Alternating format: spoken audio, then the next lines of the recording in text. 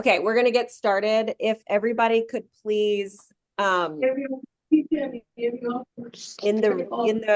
Zoom, mute yourself if you're not talking, please. And then if you are not new, please add your, or not new, please add your, say hello in the chat, name, affiliation, if you are a local government, if your local government is in the CRS, what class rating you have. And if you're not yet, but joining, whatever, add that kind of anecdotal information in the chat, please. And then we're going to do introductions around the room. Okay, so all right, we're going to do select microphone. Okay. All right. So let's do introductions around the room. Starting with Emma. All right. Good morning, everyone. Emma Corbett, Hampton Roads Planning District Commission. Okay. Ben. Hi, everyone. Ben McFarland, Chief Resilience Officer at HRPDC. Deirdre Wells, Chief Civil Engineer, James City County. Howard Nelson, GIS Specialist, City of Newport News. I'm Soraya Brendel Traxler. I'm with the City of Newport News Engineering Department. Rick Williams, City of Newport News. Great. And I'm Ryan Lewis, Director of Engineering Services for Los. Right back there in between Ben and Emma. Okay, great. Is anybody new online? Do we have any new friends that are joining online? I'm new. My name's Eric Sotler. I'm with VDM. I'm a hazard mitigation grants supervisor.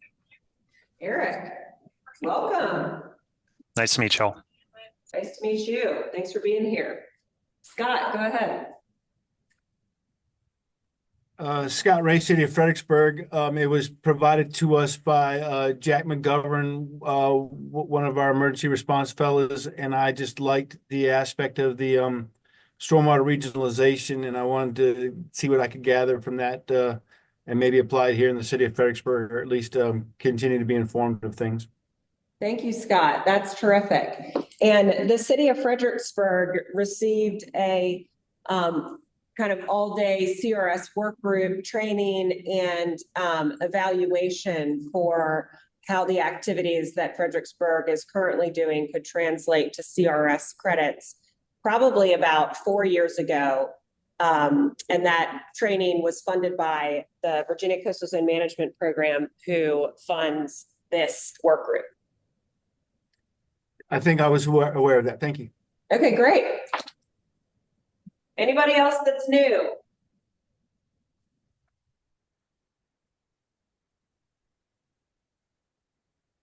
Okie dokie. All right, so we are going to get started. I am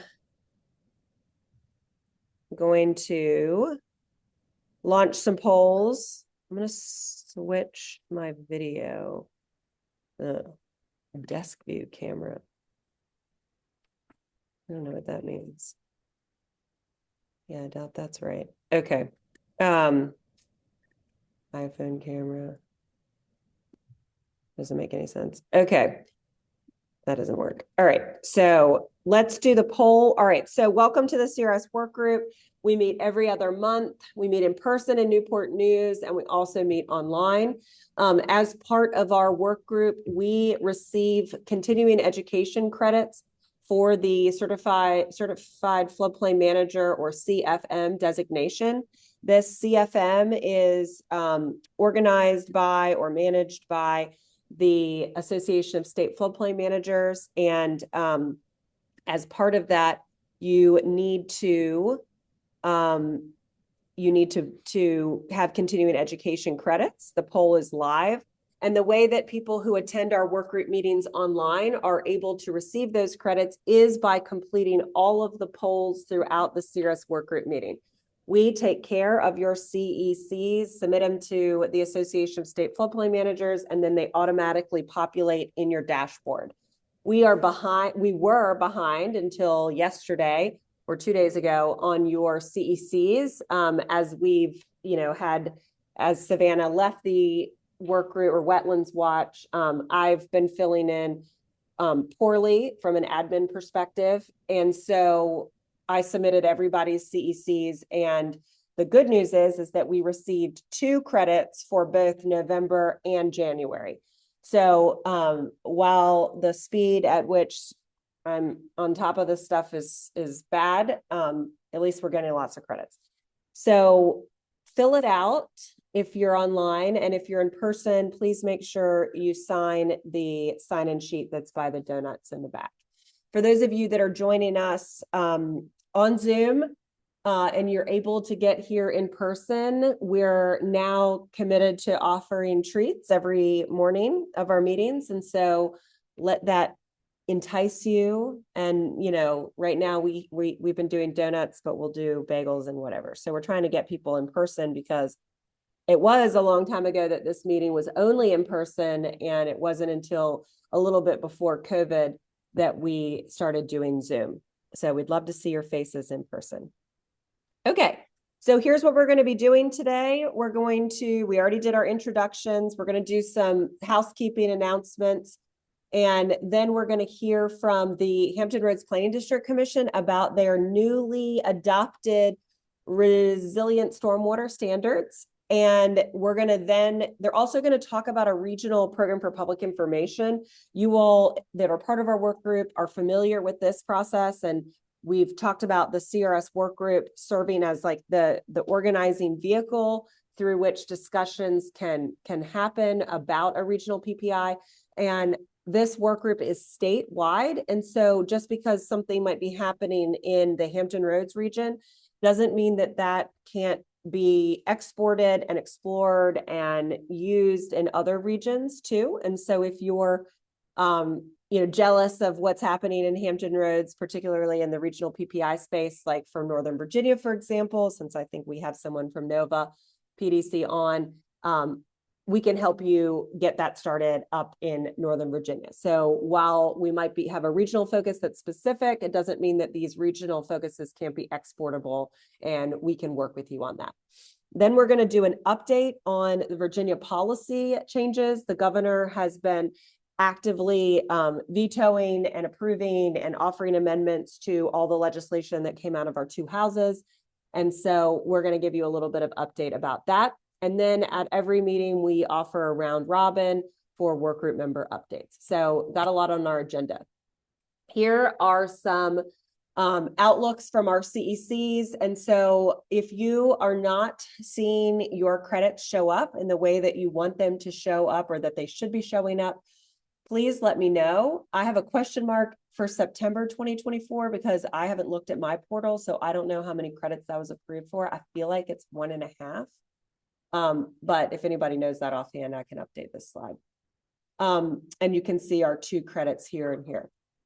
So our future meetings are listed below. If you have any conflicts with these meetings or notice that there's like a big holiday that we've totally missed, please always touch base with us and let us know. Just a quick note of an update that's not listed here. I had a conversation with ISO, with Emily Schmidt, just this week, about just what the schedule would be and some things like that. And Emily, so no one is immune to what's happening in the federal government with the administration and the reviews to FEMA. And Emily is fine and ISO is fine. Luckily, ISO is the longest standing and only contractor of the FEMA CRS program. And so it seems like all is working there. But as a part of this review, There is some directive each week about what the ISO agents can do within the purview of their role as a contractor. It's no different than a federal employee having different and new information about what they can bill for travel and how they can, where they can go, where they can't go. So it's all part of that larger scope of review of actions. And so just wanted to update you all that as of right now, ISO agents are not permitted to do any outside meetings. And so no conferences, no outside meetings, and the CRS work group is considered an outside meeting. And no newly scheduled cycle visits are right now. And this is for this week, right? Like it's a moving target, but this is kind of the update. So if you have an open file for CRS, like you've been, in conversations, right? So exactly, JCC, then you're in the clear to communicate with Emily. Like you can call her and talk to her, no problem. It's anything that's new. So let's say Fredericksburg, right? Let's say Fredericksburg is blown away by the participation in the CRS Workgroup meeting, which obviously we know is going to be the case. And they were to call up Emily and say, hey, Fredericksburg is interested in joining the CRS program. That kind of communication would not be answered right now, given the current state of things. And so, yes. So I know at the last meeting when she was here, there were 3 localities that were asking about to A new class. class 4. Right. And she had indicated to us that she might be able to set up some meetings that would not just take all 3 of us get join, but so could her localities. I think it's in Georgia, or wherever else she serves. Right. Have some people there to answer some specific questions. So is that something you think that maybe that's why we haven't heard anything additionally? What's going on? Perhaps. That's what it sounds like. So the question was, there was discussion during the last, let me just do microphone. Okay, so the question was, there was discussion with Emily when she was here in person during our last meeting in January about setting up a knowledge exchange between Georgia communities and Virginia communities about advancing to a next class level. Right. And the question is that something that is now not permitted? And I don't know the answer to that question, but I will ask and we'll find out. It's pretty nice to know. Yep, absolutely. Some of those requirements for class 4, the prerequisites. Yep. Have some clarification. Yep. And so I will email Emily knowledge exchange about class 4 prerequisites permitted right now. Okay. Yeah. Oh, okay. All right. So the other thing to note, and I did some digging just to see what is going on with the CRS work group, the CRS website, knowing that there would be this, prohibition of outside communication except for open files and what it looks like is that the training and videos page on the crsresources.org website is down. And it says that it's under review per the administration. And the assumption is that I'm assuming that's because of external communications. So similar to how ISO is not participating in external meetings. So I don't know what that means necessarily. But the CRS work group is all the more kind of important, and we get these CECs so that people can receive free continuing education credits. And so we're going to keep that up so that our communities in Virginia are able to get, our CFMs in Virginia are able to get those credits with ease. So if you're looking for training videos on CRS, check out Wetlands Watch's training videos on the CRS Workgroup website. We have a 101 background on CRS video. We also have a couple program specific CRS trainings that are available. They're $25, so they're not free, but it's pretty close to free. And so if you're having difficulty reaching your CECs, please reach out to us and we can help you find some things. Okay, so no conferences, outside meetings, no news cycle visits. It doesn't affect Virginia right now because the earliest one that was scheduled in Virginia was late June. And if you want a technical assistance visit, right? Like if you're saying, okay, well, we need to have a visit, we need to talk about technical stuff, email Emily, right? And if you receive a response, then green light. And if not, then just know that she'll get back to you when she can. This is changing weekly. Okay. So we'll try to I'll do a little bit better job of checking in with her, based on how she can communicate with me, and send you all information as well. And I'll check the CRS resources website to see what other issues there might be.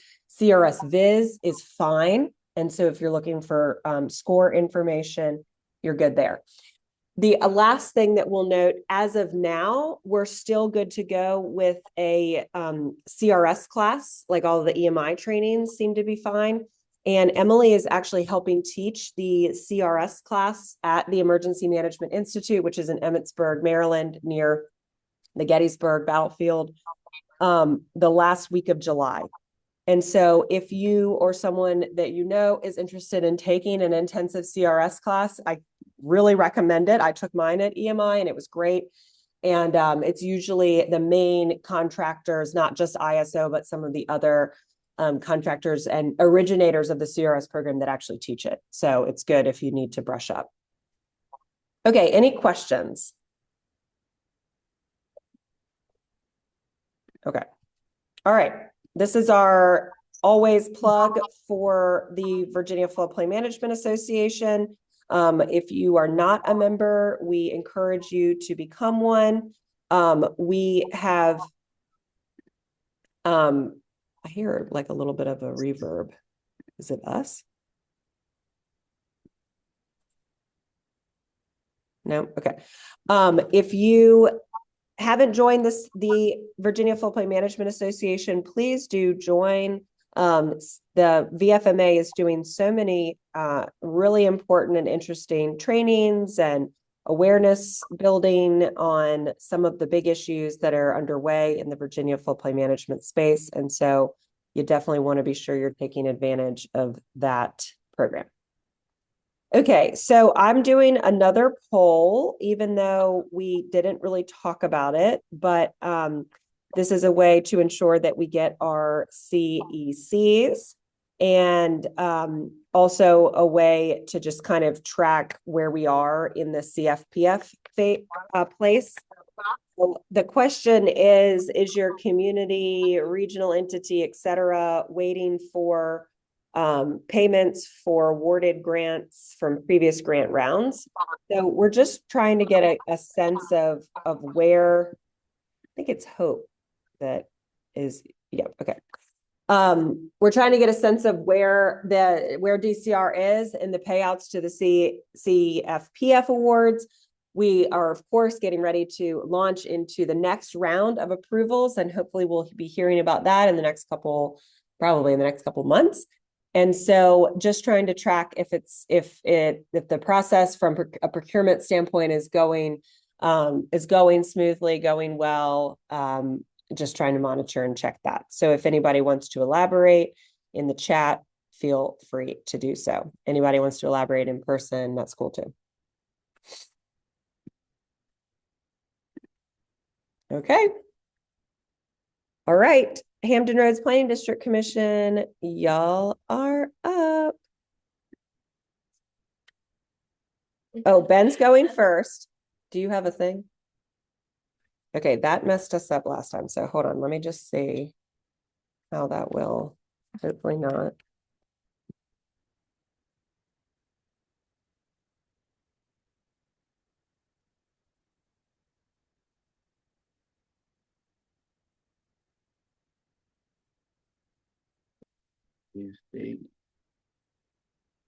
Okay, let me just check the Zoom.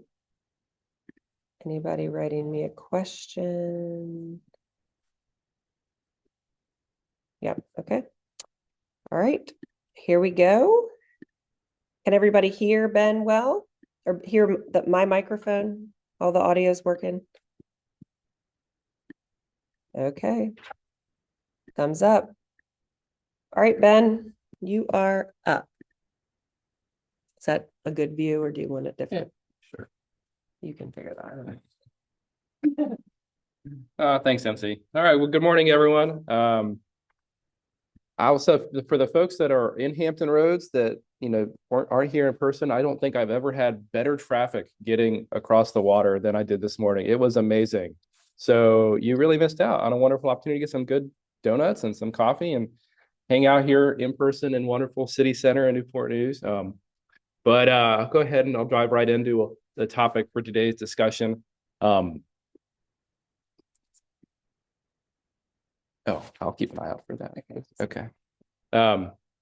So a lot of you have probably heard about this project over the last couple of years. It's been something that the PDC has been working on with our locality stakeholders, primarily through our Coastal Resiliency Committee. So that's our internal committee that meets quarterly. A little plug, our next meeting is this Friday. It'll be at our office in Chesapeake. So feel free to come on down and join in that discussion. Lots of good things on the agenda. But where we're at today with our design guidelines and why this is something that MC asked for us to come and talk about is that in January, the HRPDC board, which is comprised of elected officials and chief administrative officers from all 17 of our jurisdictions, voted to adopt a resolution encouraging localities to consider and adopt forward-looking design guidelines for stormwater management that incorporate sea level rise, more intense rainfall, and other specific policies that would help to implement those future projections. And so that's kind of why I think it's timely. We've got this recommendation now. We have reached that stage, and now we're in the stage where we're going to be refining this product and building out tools to help our localities here in Hampton Roads implement these standards. But also to provide a model to other communities throughout the Commonwealth that are interested in exploring these kinds of tools. And I know we've got a couple folks from other regions online right now with us. But also, just as another plug, Northern Virginia Regional Commission is actually engaged in a very similar effort right now. They're just kicking it off. And so for anybody that's up there, I would encourage you to reach out to the folks at NVRC and see how you can keep apprised of what those discussions are going to be. So, well, great. Oh yeah, there you go, Nora. Welcome. You're welcome for the plug. So we're looking forward to supporting that effort. I think from our perspective, we see regions taking a lead on this because I think we have more of a vested interest in building stormwater management infrastructure that's actually going to do what it needs to do. We're hopeful that our work here and the work that Northern Virginia and others are doing will encourage the state to consider how they might adopt different regulations that help to make our communities more resilient in the future. That's a lot of time for the first slide, so I'm going to go ahead and get going then. So I think it should go without saying, but just kind of where we're coming from is that when we talk about design standards, the reason we have these standards is because we want to protect public health, safety, and welfare. Design standards are one tool that we have to help buy down risk. There are different projects. We have a lot of stormwater management projects that are underway in Hampton Roads. We have some very significant flood control projects that are being done in Norfolk, in Hampton, in Virginia Beach. We have our other regulations. We have individual work that local or homeowners and property owners or renters can do, through insurance. But design standards play a key role in making sure that the infrastructure that is built performs to the standard, the expectation that people have that it will provide the service that it's intended to provide. And so, why do we need new standards? Why do we need more resilient standards? Well, the issue is that we're seeing change, right? So this chart here is from NOAA's sea level calculator. It's a new tool that was released late last year. Last time I checked, it was still online. So, fingers crossed on that. If you haven't looked at this tool, I would encourage you to go take a look at it. It's a new way of presenting a lot of the data and information that NOAA has collected on anything really to do with sea level rise and flooding. So if you've seen any of their other mapping products or their data products through tides and currents or other tools and platforms, this is I think, a much slicker way of accessing a lot of that information, different views. We're fortunate in Hampton Roads, we have Sewell's Point tide gauge, so we have the benefit of having access to all of the tools. Other tide gauges may only have like 2 or 3. And if I would just encourage you to go take a look, and we can certainly schedule something else to go into that tool into more detail. But the key takeaway from this slide is that we're seeing more flooding, right? We're not just making this up. That when we think about, it's always been flooding here in Hampton Roads, it's always flooded in Norfolk. No, that's not true. It has not flooded this frequently. It's getting worse. It's getting more infrequent. We're seeing more areas flood that didn't really flood as much before. And so, if we think about that, that's just what we've seen to date. So this is based on the observations, but also thinking about what that's going to mean in the future, right? So these are the blue on both of these charts. It's the same blue. But with sea level rise, and these are the different NOAA sea level scenarios down in the kind of the pink and the red colors there on the right, well, that flooding is going to get significantly more and more frequent than it already has, right? If we don't do anything about it. And so we know we already have a challenge. The challenge is only going to get greater. So figuring out how we're actually going to incorporate that into our public policies is critical to making sure that the things that we're building today are going to actually work for their intended lifespan.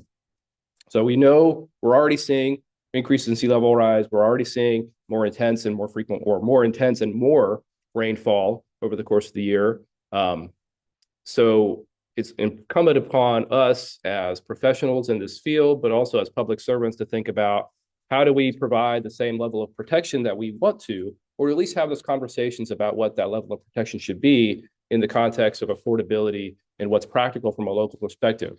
But the key thing is that we need to make sure that our expectations align with what we're actually going to get out of these products, these projects that we're building, right? It's one thing if we say that the standard should be lower because we can't really afford to go any higher, but then at least everyone has that level of certainty. They can adjust their expectations. They can change their own individual behavior to account for that potentially lower level of protection. But if we're not going to do that, then we get that misalignment, and that's when people get really angry and upset. And that's when they start to complain to their elected officials. And then what happens then? They come and complain to people like you all. And so this goal here of this project is to really help provide better information to you all, but also to individuals, to residents, to private sector actors and decision makers, to help everyone make more informed, better decisions to be more resilient when it comes to stormwater management. And so we have our guidelines, just a few things here. These are recommendations. They're not requirements. I've said it many times, and I'll say it again. The PDC does not have the authority or the desire to mandate anything. A lot of the work, I would say almost all of the work that we do is done through consensus through all of our localities.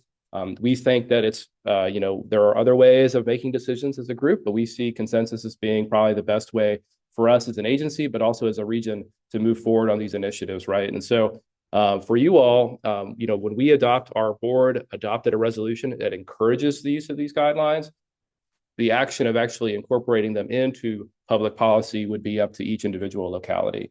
That's going to be a decision that every locality is going to have to make on its own. I think, if I were to kind of, yes, Brian.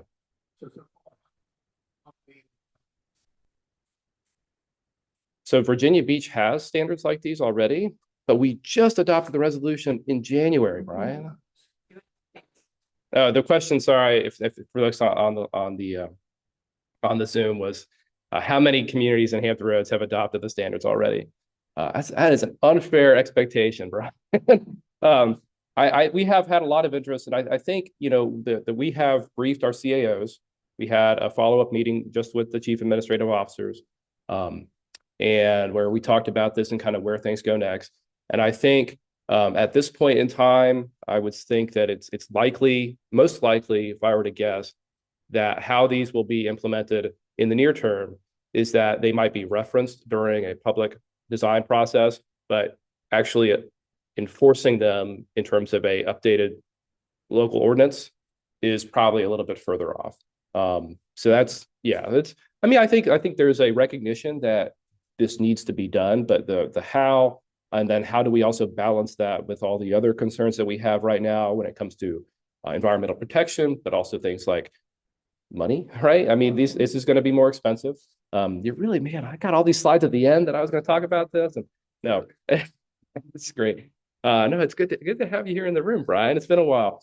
Okay, so these are recommendations; they're not requirements. But our hope is that eventually our localities will adopt some or all of these policies and applications. The goal is to provide decision-making support. So, you know, I'm going to get into this a little bit further later on, but you know, with a non-stationary environment. So right now, so just to kind of backtrack a little bit, our current design standards are based on past observations. They're based on the assumption that the future is going to look like today, which we think looks like the past. We don't actually exist in that kind of environment. The slides that I just showed you that show more frequent flooding, I think, are indicative of that we have seen change already, and change is going to actually accelerate over time. And so because of that, it's important to actually incorporate things like project criticality or the design lifespan of something, right? If we have something that's only going to last for 30 years, we don't need to apply the same level or the same standard to that project as we do to something that might be around for 150 years.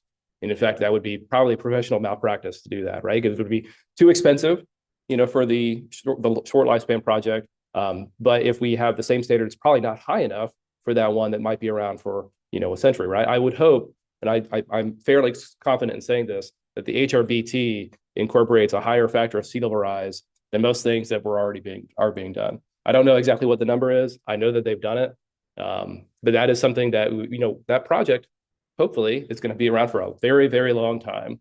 But a living shoreline project, a stormwater BMP, a road project where you're just repaving a road, or even like redoing a stormwater culvert, those are all going to have a much lower, some of them much lower, some of them just a little bit lower or shorter lifespan than a major project like a bridge or a nuclear power plant or something like that. And then on addition, I'm going to go into this a little bit more detail also.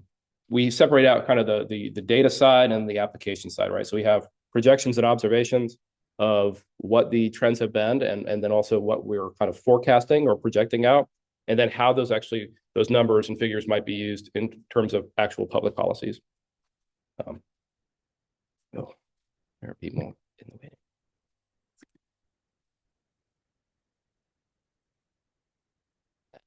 Bring that chat. Okay. Okay, that's a good question. How is flood day defined? So each of the tide gauges has a threshold that is defined by NOAA, and I think it's by the Weather Service. The Weather Service and the Ocean Service have slightly different thresholds.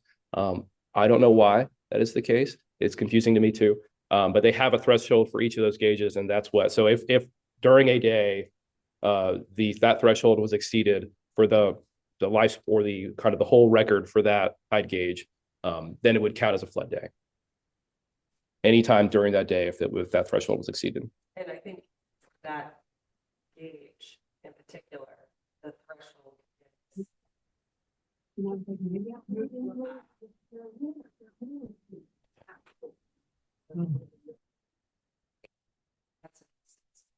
Yeah.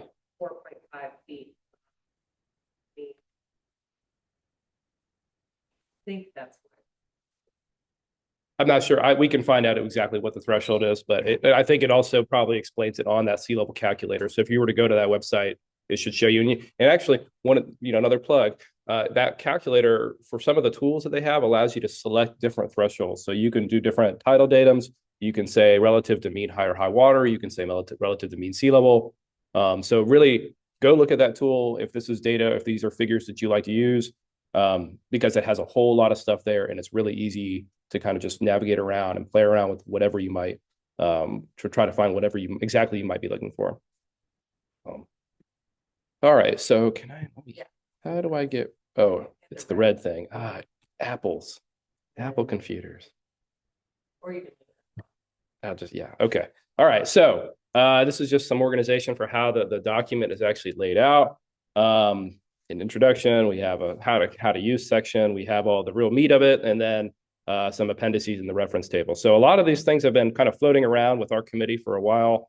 So if you're on our distribution list for our resiliency committee, you've probably seen a fair amount of this work previously. But okay, so let's get into it. So observations, projections, and applications.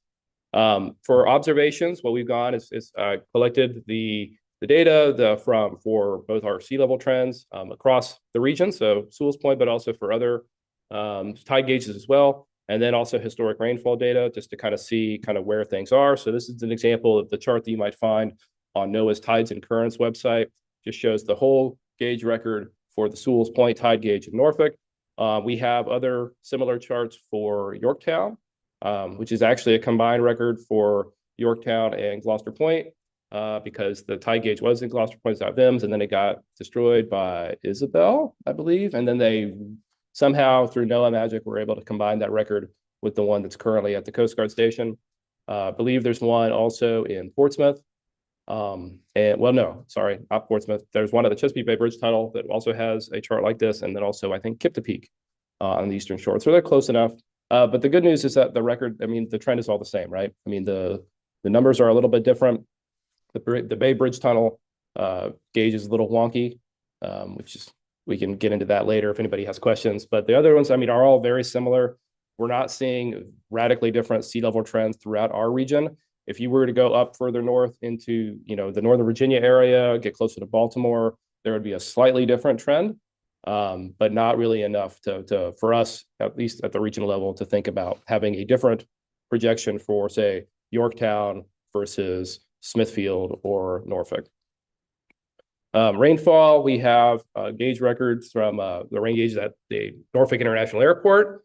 I think we have some other data for some other locations around the region. We can certainly go and track that down and provide that if it would be useful to have.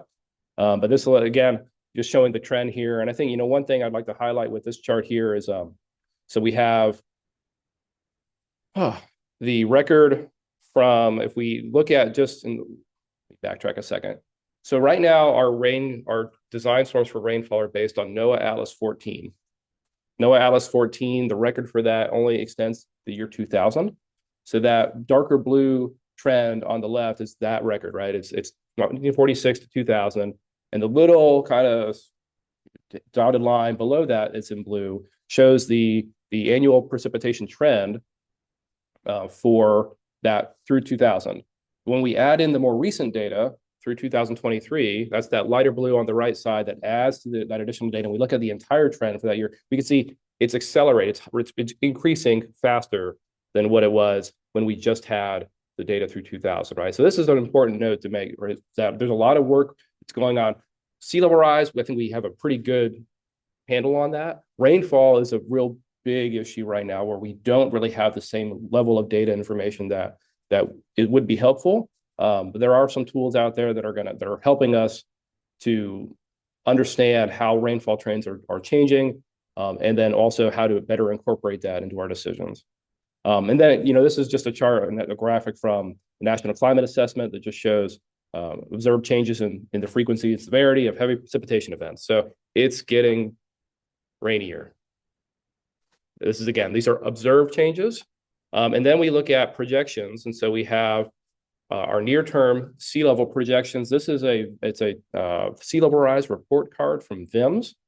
It's a really nifty tool where they go in, they do this for a bunch of places throughout the United States, where they are able to kind of tease apart for that local trend the different contributing factors, right? So different places have different kind of issues going on. There's the global issues, obviously, But, interesting thing, right? So gravity is a big part of what's going on with sea level rise. And as the glaciers, the polar glaciers melt, or the ice sheets melt, that water mass actually gets redistributed throughout the globe. And so then those heavier weights at the poles are less heavy. And so they are they're exerting less gravitational pull on the water.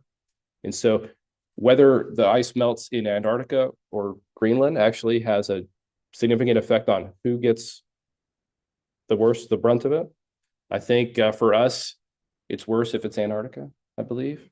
And I don't pretend to understand the math and the science behind all that, but we have people here in the region that do. So if you're interested about that, there are folks at VIMS and ODU that are very much more informed on those issues than I am. But the key, I think, one thing I would say for this tool, and then also for the NOAA sea level rise scenarios that are out there, is that there is this better understanding of all the different factors that are at play here.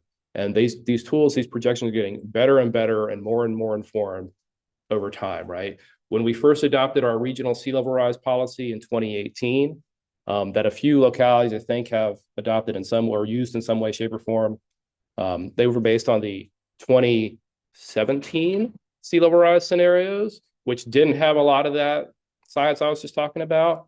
The new ones do, right? So the 2022 NOAA sea level scenarios have a wealth of information that helps to kind of downscale the global scenarios that we talk about when it's like 2 meters or 1 meter of global sea level rise, to really show that, in Norfolk, Virginia, or in Hampton Roads, it's going to be X compared to, say, Charleston, where it might be Y. So we're getting these better tools, these better data sets, better models that are allowing us to go in and make better local projections for you all. The good news, I think, is that when we adopted those scenarios for the 1.5 to 3 feet and the 4.5 feet, they're still valid. They still fit the curves just fine. And so when we looked at this data, we decided we don't need to change it just yet. But this is one of the things where we're going to keep looking at it as we move forward. And then this is an example of a projected IDF curve that came out of the Bay program's funding of RAND and Marissa work. So that's I'm going to get this wrong. It's the future IDF curves, Chesapeake Bay and Virginia, something like that. We have links to it in here, and I can show you. I can certainly provide that information to anyone who wants to know, or you can just kind of Google it, or we can send out some follow-up in the follow-up email to this meeting. But this is just showing, that red curve there, that's the IDF curve under Atlas 14 for this 2-year return period. And then when they look at RCP 4.5, which is a climate scenario for the period from 2020 to 2070, that blue line. So you can see it gets more. We're seeing more rainfall. That's the projection that it's going to be more basically across the board. Every single return period will see more rainfall. But how much more will vary depending on the scenario or the return period.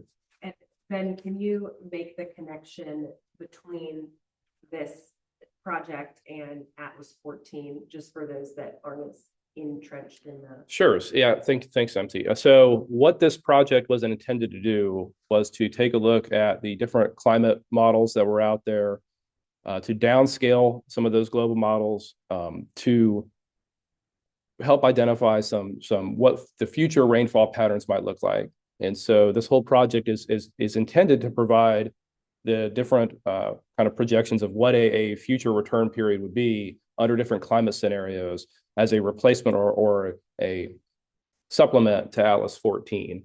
And so I'm going to show a little bit more based on this in a couple slides, but that was the goal. So this was something that was done, like I said, it was funded by the Chesapeake Bay program. Virginia kicked in some money to actually expand it to cover the entire state. So anybody in Virginia has access to the projections that came out of this tool.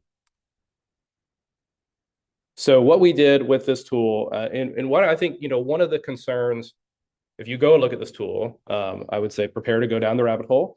It has a lot of stuff in it, a lot of math. There's different uncertainty level. They have they'll have the 10%, the median value, the 75th and the 25th percentiles, the 10% and the 90%. I mean, really, you could pick almost any of those options, right? And so one of the things when we were talking to our committee about where things might go with using these multipliers was to try to come up with something that was reasonable, but also practical. And so we looked at Atlas 14 to understand what the kind of the baseline values were for each of our communities. We looked at the range in Atlas 14 across the entire geography of every locality in Hampton Roads, right? So we wanted to see how different is the Atlas 14 value for the geographic center of Gloucester County versus Gloucester Point versus whatever that point is at the very north of Gloucester. And it's not, the key takeaway is even for our largest communities, it's not that much difference, right? Which you wouldn't expect it to be much difference, but it's nice to know to go in and say, okay, it was off by a little bit. And so what we were able to do is start with one value based on that geographic center. Okay, then we looked at the different projections of the values that came out of the RAND tool, right? So we looked at all those different values and we were able to average them together. And then we looked at, okay, well, which ones would be better to go to, right? Do we want to use the average? Do we want to use the 75th? Do we want to use the 90th percentile?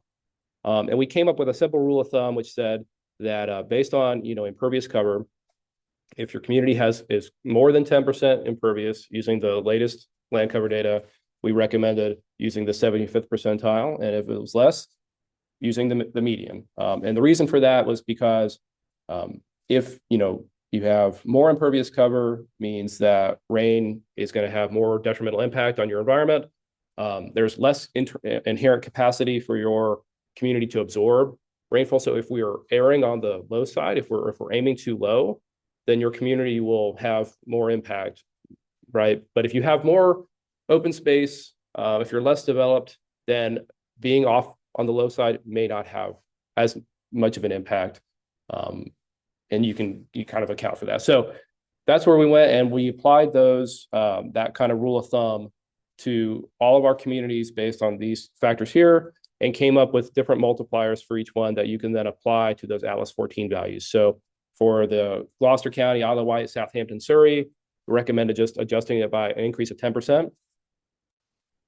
James City County, Suffolk, Williamsburg, and York County, adjusting it by an increase of 15% over Atlas 14. And then for the rest of our communities, recommended adjusting it by increasing it by 20% over Atlas 14. And, we can, if your community wants to do this, but doesn't want to use that value, we have all the spreadsheets. We can go in and recalculate any scenario you might like, or share it with you and you can do it on your own. And then for other folks that are, not from Hampton Roads, happy to schedule a meeting and we can explain the methodology. Or just share with you the documents that we put together. I think we've done a fairly good job of actually writing down what we did and how we did it. And so again, we're happy to share that. And we would we'd be thrilled to share that with you if others are interested in pursuing a similar path. Eric Carson. What's the map look like? Like if you were to do, so if it's like, have you run through one example to say like, and then this is the, the storm level or the flood, Sure, the 24-hour event, yeah, with the 1.2. My brain does not orient quickly to like multipliers, like the CRS scoring. okay, all right. Yeah, well, it's been a little while and I don't have it in front of me, but I will see. Okay, well, so again, we start out with the Atlas 14, right? So Atlas 14, if you go to the website that has all that information, you can download a surface or a raster data set. So Atlas 14 is a precipitation atlas that's made by going and taking rainfall gauge data from across the country for different types of gauges, different records and whatnot. And the smart people that know are able to combine that all into an atlas, right? And so if you were to download the data, you'll get a raster file, which is a pixel based. It's raster, right? If you open up in GIS, it looks like a surface, and it will have different values for different places. And so you can go in and you can calculate an average for an area, right? Or in our case, what we did was we actually took we just found the centroid, that's the geographic center of each of our localities, and then like picked the values from that point. So that was step one. And then the RAN tool again they have I think the 2 through I want to say it's the 500, but it might just be the 100-year storm. And so we looked at the 50th percentile and the 75th for each of those return periods. And there's a multiplier that RAN is calculated, as well as, an amount of rain for each of those, right? So they provide the multiplier, and then we average them together, right? Because different return periods would have slightly different multipliers. And then we rounded it to the nearest 5%. Yeah. Okay. Yeah. Awesome. And I think, so a couple of reasons. One, we wanted this to be kind of easy, right? We wanted it to be a relatively simple modifier. Our hope with the rainfall is that Atlas 15, which is a new product, will actually be completed on time later this year or early next year. It will be released and made available. And if that happens, then that's great, because that will succeed all of these things that I'm talking about with rainfall here, right? This will no longer be what we would recommend if Atlas 15 actually gets released. There is some uncertainty about that. Sorry, Brian. So the schedule for Atlas 15 is that the draft or the kind of will be released in some sort of like public beta for the contiguous United States at the end of 2025. That's the last I saw on it. And I believe the final data is supposed to be out in Q1 or Q2 of 2026, but it might be sooner than that. And there's a website, and again, it's still up as far as I know. I haven't checked in a week or so, but so that is the goal, would be for that to be what people use, right? And I think if Atlas 15 gets rolled out, that Virginia would then, as a state, start to look at updating its own stormwater management regulations and the Virginia Administrative Code and other code language in the Code of Virginia to reference Atlas 15 instead of Atlas 14, which is what's currently in there right now. But in the meantime, this I think is pretty good. And for localities that want to start thinking about, okay, what would it mean to factor in more rainfall? This is a good way to do that. So, yeah.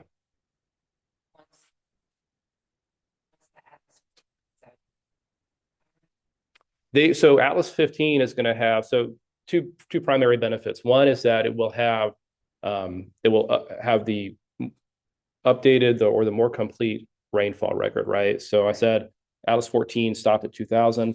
There's another effort right now to actually create a new Atlas 14 volume for Virginia that will bring that data forward a little bit. It's unfortunate that the timing was. Anyway, that's a whole other discussion in a different environment that we can talk about at some other time. If you catch me at a conference, we'll talk about it then. But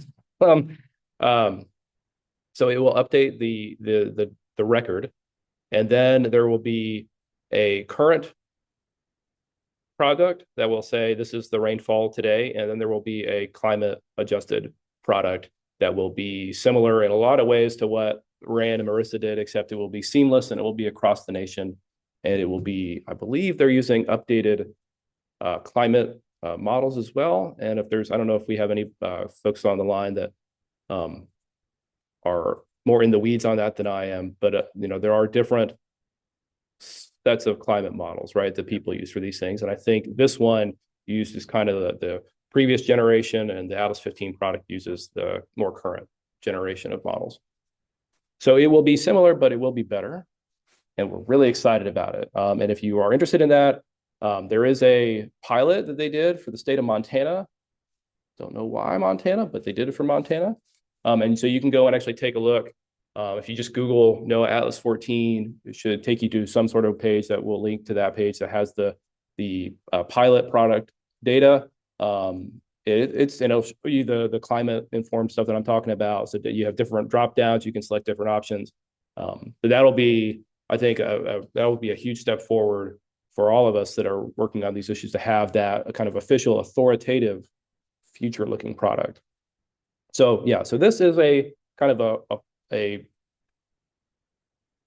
this is an in-between policy right here, I think, right? This is if we don't want to wait, if we're concerned if something holds it up for whatever reason, that having this product kind of helps us in the meantime. But the real hope is to have that nationwide authoritative product from NOAA. All right, so and then applications. So we went through and used the storm surge model that was used for the flood insurance studies that were published for our region back in 2015, and also looked at the North Atlantic Coast Comprehensive Study to look at how sea level rise would increase different water surface elevations for different return periods, and we were able to calculate tailwater elevations. So for the amount of water at the end of the pipe for different return periods, and with our different sea level rise scenarios. And so we have this, it's a table. I apologize, it looks tiny on the chart here. For all of our communities where we have the 1, 2, 3, 5, 10, 25, 50, 100, and 500 year return periods, along with current 1.5 feet of sea level rise and 3 feet of sea level rise. And one thing, these account for nonlinearity. So there's some work out there that suggests that once you get past about 3 feet of sea level rise or so, that you start to see more than a 1-to-1 return in terms of how high the different return period elevations would be. And so it would vary from different levels or return periods, right? So like the 1 year event doesn't have as much of a storm surge, right? It's not really a storm surge as the 100-year event. But that it starts to go more than 1-to-1. We can talk about that some other time. And we also did this by watershed, right? So we're not trying to do it by locality. We know that localities like different. I mean, you look at Brian's in the room, Gloucester County. We're going to have different elevations, on the Piankatank, than we will, or different ones on the Mobjack Bay than we might on the York side. And same thing in Newport News or Hampton. So we did this because we knew that it would vary significantly, and it's some are close and some are not, but we wanted to have that nuanced kind of look to say that we're not saying that everyone in a community has to use this value, because we know it varies much more than say rainfall, right? Rainfall isn't going to vary much at the community level, but tailwater will. And then this is just an example of what I was talking about with the design storms for each community. So again, we have the different return periods. We have the Atlas 14 information.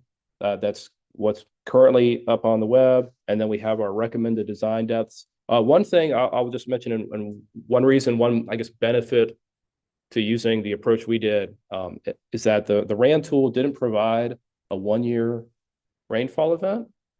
And so that one's kind of useful for some things. And so we used the multiplier that was based on the 2 through the 100 year storms we applied that same multiplier to the 1 year event in calculating these local rainfall depths. And then what we've done here, this is based on some work coming out of Virginia Beach, where we've come up with design storms that have a combined tidal elevation and a rainfall. So the 1 year design storm is the 1 year rainfall plus the 10-year tide. And then it just, depending on which design storm, there's a different combination there. And that really only matters in a tidally influenced area. But we know that rainfall events and tidal events happen at the same time. And so factoring them both together to get a better understanding of how your stormwater system would actually meet that challenge is kind of important.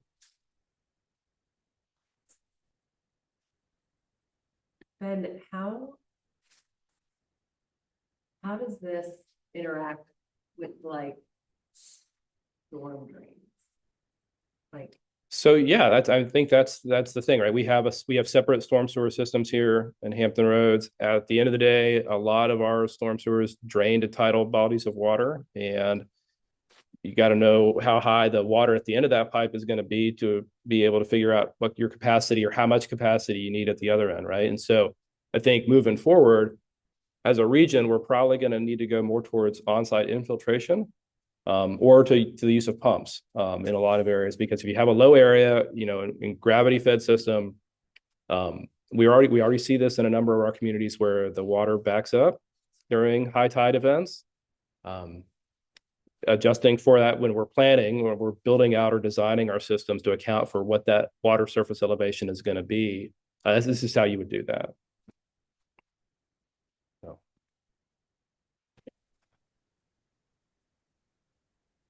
Okay, and then so a few more things. One, I mentioned before, lifespan of criticality. So we have these guidelines for how you might assign different lifespans to projects.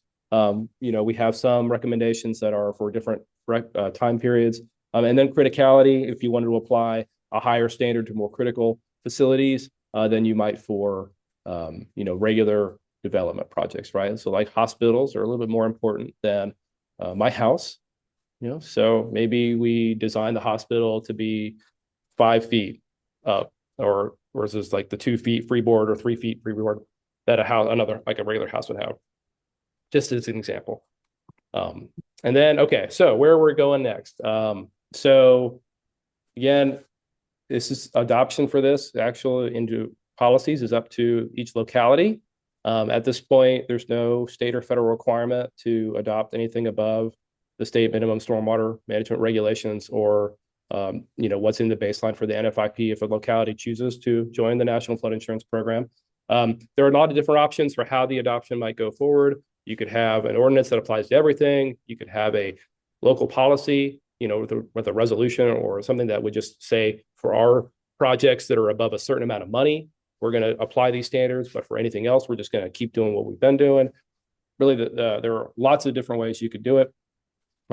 We have gotten a lot of interest in this project from private sector folks. So a lot of the A&E firms in the region that work with you all, but also work with our private clients, have asked, like, how's this coming? Is it out there? And our thought is that they like to be, they can go and tell their clients like what they think is the smart thing to do.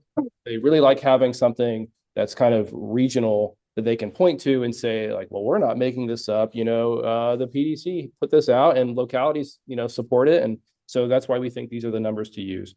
And then moving forward, I mentioned before, but I'll mention it again. We are working on ways to better present this information and share it with everyone.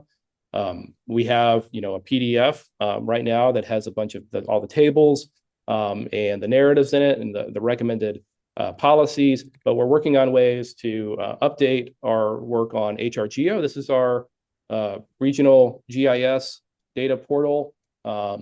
It's hrgo.org if you're interested. And it's not just resilience work, it's really all the GIS data that the HRPDC and the HRTPO use. And we are building and working on tools that are going to be accessible through HRGO to be able to kind of share and make this information more accessible, easier to use, and then just out there and not the static tome that we would, normally have done in the past, right?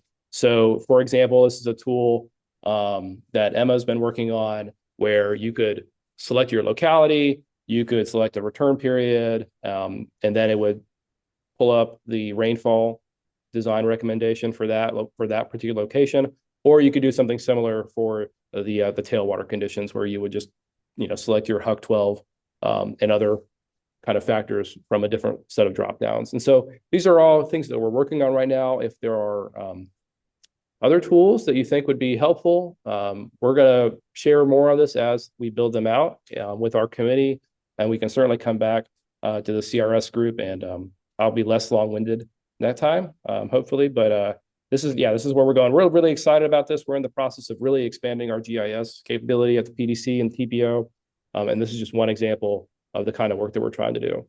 And then, to kind of circle back to this group, right? So in terms of how this might factor into your CRS participation, there are a few activities out there that do address future conditions. So for example, under activity 320, map information service, you can get up to 20 points for showing other flood problems that are not shown on the firm. So showing future flooding conditions, whether it's sea level rise or, the 100-year storm that includes sea level rise, you know, or something that, you know, might show what that future floodplain might look like, can get you points showing flood depth data as opposed to just the layer, the extent of the flood. And we have that information that we created as part of this project that we can share with you. Others, you know, activity 410 flood hazard mapping, looking at conditions like future conditions for hydrology, higher regulatory standards, you know, freeboard or protection of critical facilities. Activity 450, stormwater management. I know that's a big topic of discussion. Heard you know, Norfolk's really gunning, and I think Hampton as well. Like a lot of localities are starting to really explore this one as a way to get to that. Is that up to 4 or 3 that you need that to get to 4? You need this. So to get to that threshold of CRS participation, and then activity 510 floodplain management planning. I will say that, you know, for those of you that use the regional hazard mitigation plan to satisfy this requirement, that we already do get some points for talking about sea level rise in that plan, but there is some room for improvement. And we are our resilience team at the PDC. My office is literally right next door to John Sadler's, if you know our regional emergency management guy. And so we're already talking about ways that we can support their efforts and that we can factor what they're doing into our resilience program at the PDC. So that's it. I'd be happy to answer questions. Again, we're working on kind of, you know, rolling out this now with, you know, making it, you know, sprucing it up in terms of the look for these products to make it, you know, easier for you all to use. But again, I would be happy to answer any questions, and we're really excited to see what comes out of Northern Virginia. I think you're going down this path too, and yeah, really happy that we're not going to be the only ones. So, any questions from anybody inside or anybody online? Feel free to chime in.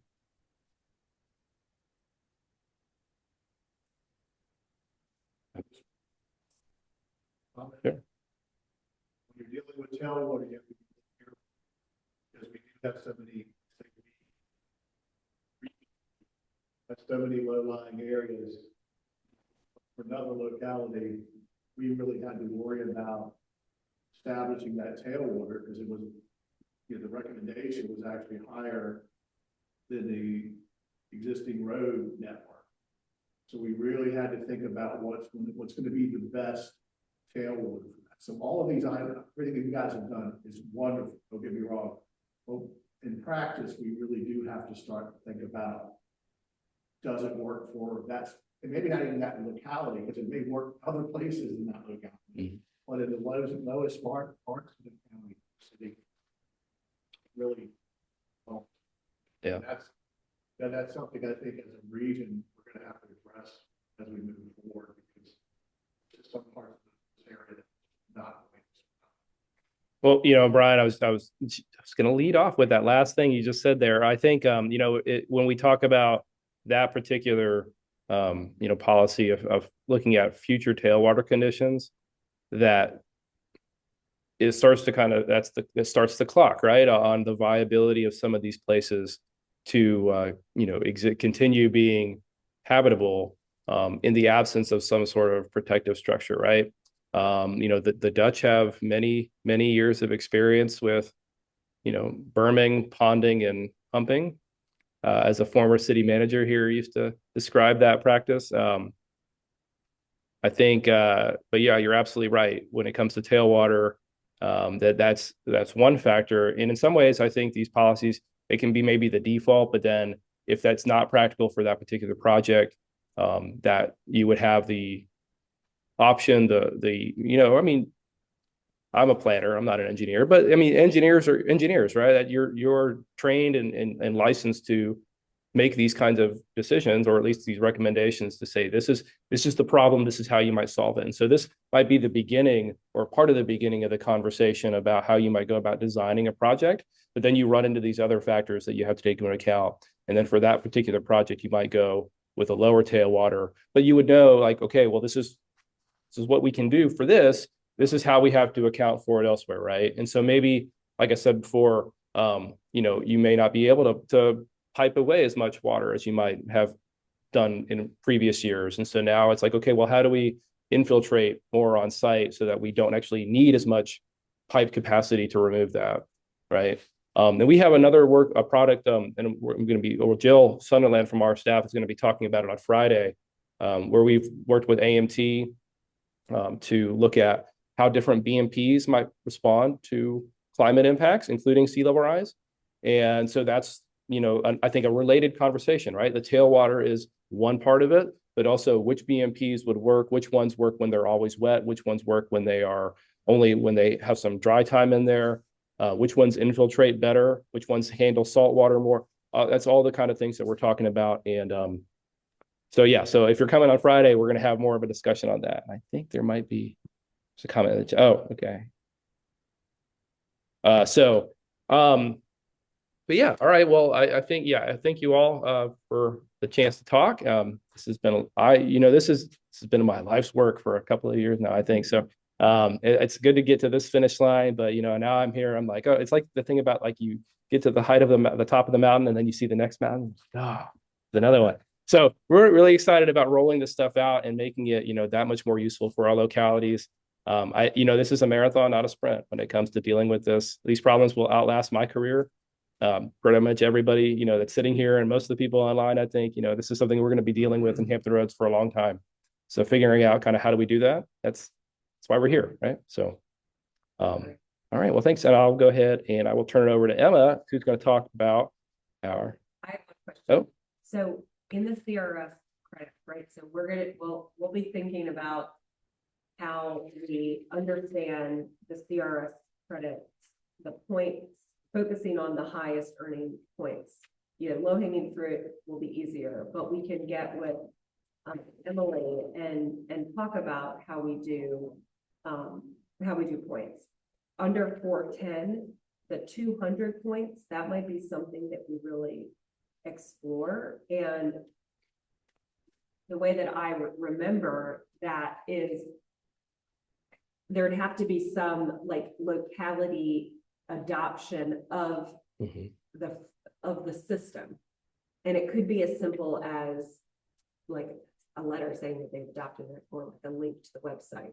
But there might be ways that we're going to have to just have approval at the municipal level for the use of some of these things to be able to get the credit. So just something to think about. There will have to be some political will at the local level to it should be no problem. right. But yeah, some of them are more official than others, right? Like I think, all this stuff is inherently political, right? It's all about deciding. Yeah. But if they're going to adopt it, then it does just, that everybody's on board already. I would say, I think, for activity 320, that's probably one that you could just reference what we have on our website or through we're going to be making available through our, like I mentioned, our GIS, our online GIS system. But yeah, a lot of these other ones would involve some sort of, and then the 510, right? I think we are already looking at ways to improve the regional hazard mitigation plan to get more credit for these things. We got the score sheet back from ISO, so we know where we have room. And we really want to improve that for the next round. And I think our next plan has to be updated or adopted in 2027, I think is the next hazard mitigation plan update. So for those two, at least, I think, we're happy to just kind of provide that work. But yeah, for these other three, there are a little bit more involvement from localities to be necessary. All right, well, I will go ahead and turn it over to Emma. Emma's going to talk a little bit about our ideas for having a regional program for public information. All right. Thanks, Ben.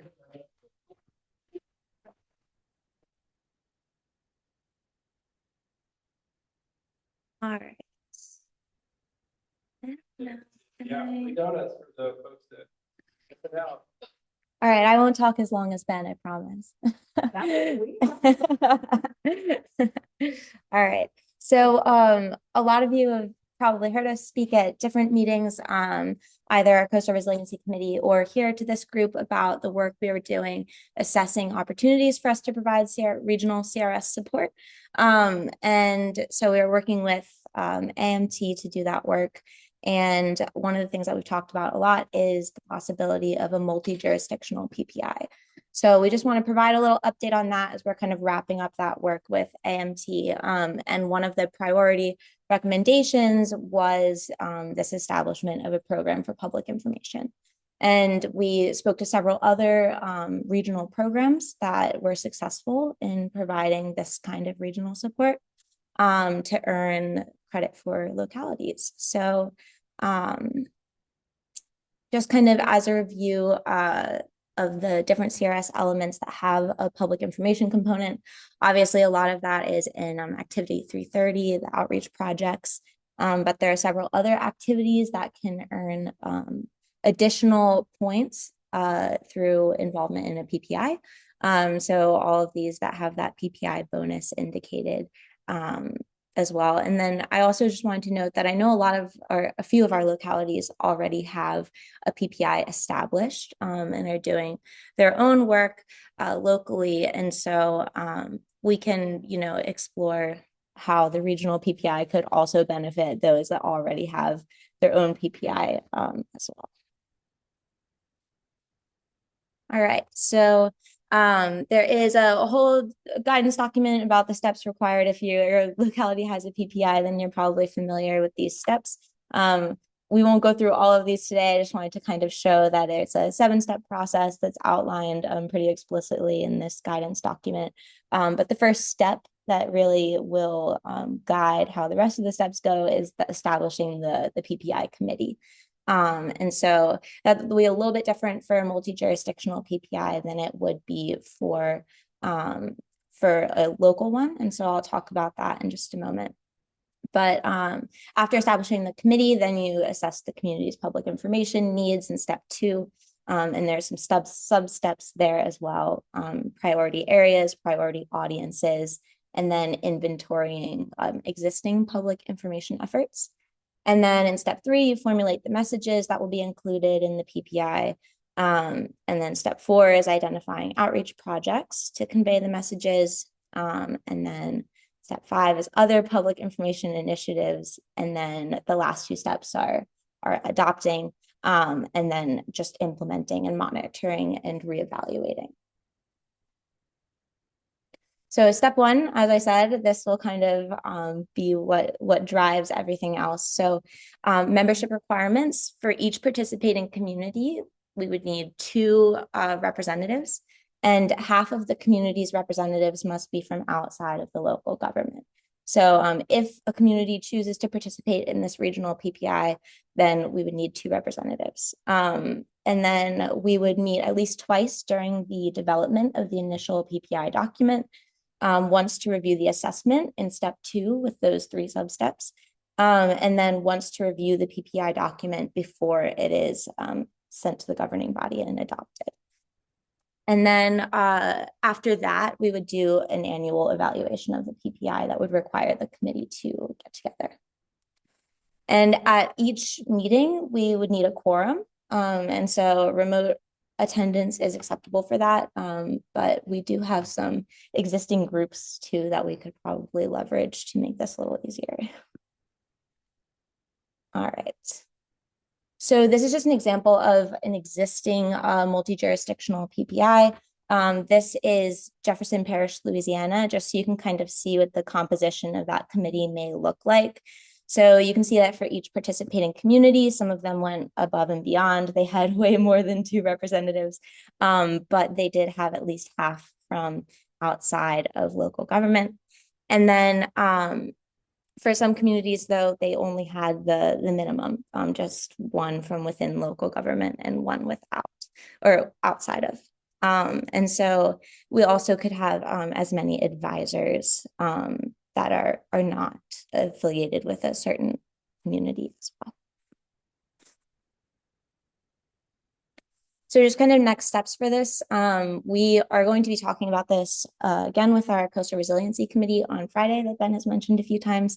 And we'll kind of default to the Coastal Resiliency Committee contacts to help us identify the PPI committee representatives from each community if they choose to participate. But we also just wanted to, kind of give an update to this group since we've spoken about this several times. And as I said, if you have your own PPI, you can also participate in the regional PPI if you would like. And with that, if anybody has any questions for Ben or I about this, I am happy to. So I'll just follow up that, so this is a project we have been talking about with this group for a while. It's interest, in having a regional PPI, guys. We're not gonna pursue this.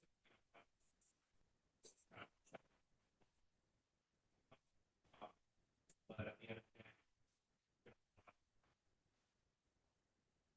so, I think that if you get buy-in, if people want to be a part of it, and set it up, I think we have the capacity at PDC to manage this, and take some of that work off of your shoulders. Again, if there's not really any interest, then we'll focus on other things.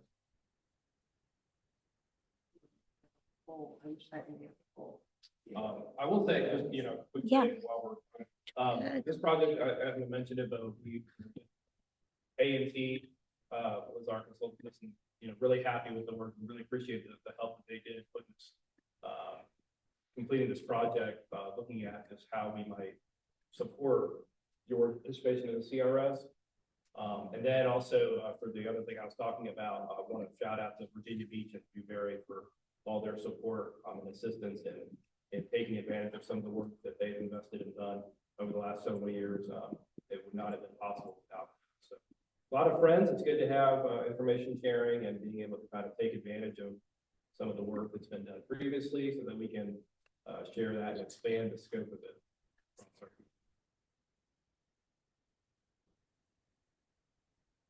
Both these presentations going to be online at some point? Yes.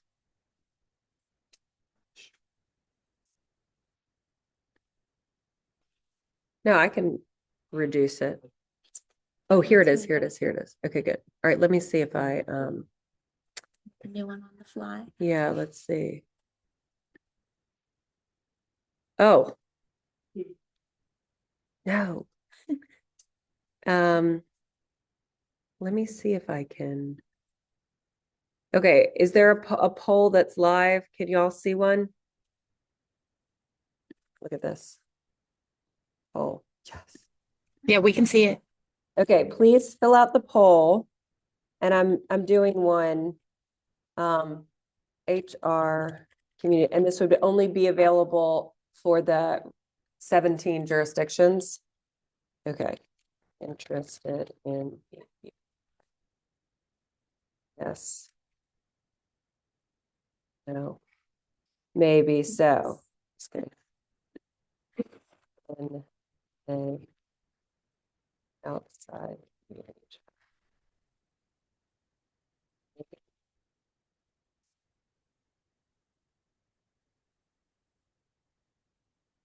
Perfect. Okay, any questions for Emma?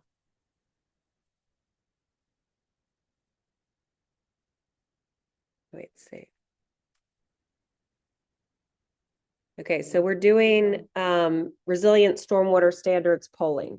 Okay, so this is to get everybody CEC credits, but it's also to gauge your interest, and we'll send this to Ben and Emma just for fun. Okay, thank you, Emma, and thanks, Ben. Okay, I'm gonna leave. Has everybody participated in the poll? 91% participating. I'm assuming that those who haven't participated means that you don't get CECs. Okay. So we don't lose momentum. Let's do the regional PPI poll. Okay, so this is a way to gauge interest in doing an actual PPI for those communities that are in the Hampton Roads jurisdictional zone. Okay, so let me share my screen.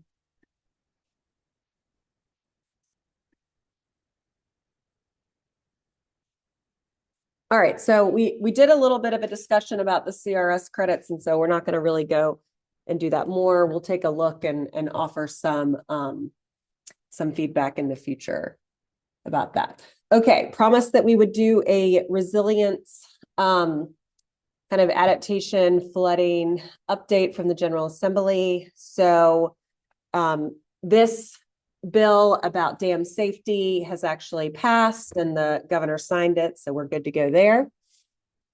This is the bill that allowed for tribal communities to be eligible for CFPF funding. They were originally, and then they weren't, and now they're back in, and the governor did sign this, so that's good.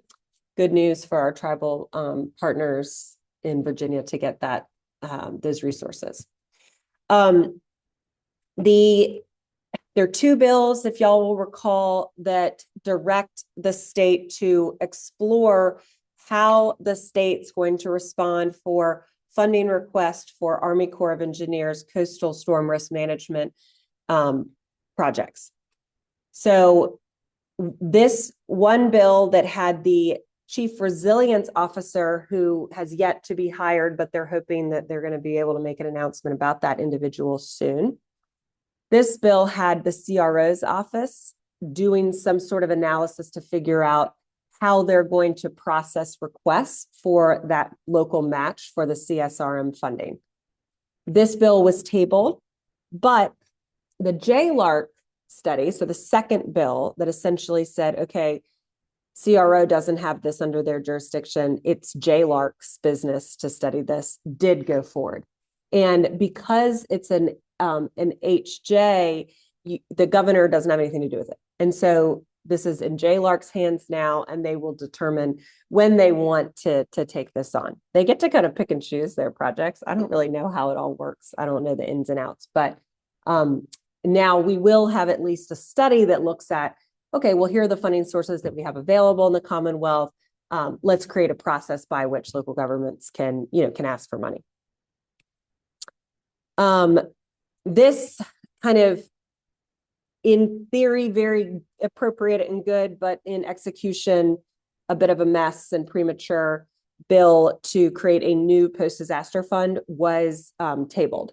And as you recall, there was no definition of what a disaster was, no standard for how people would even apply, no definition of what life is or safety or housing costs and things like that. So what we have garnered from this is that this is an emerging issue that we've been kind of like warning everybody is coming, and then it surprisingly came, and so it's like, duh. And so we have to figure out how to differentiate from a financing standpoint at the state, pre-disaster and post-disaster.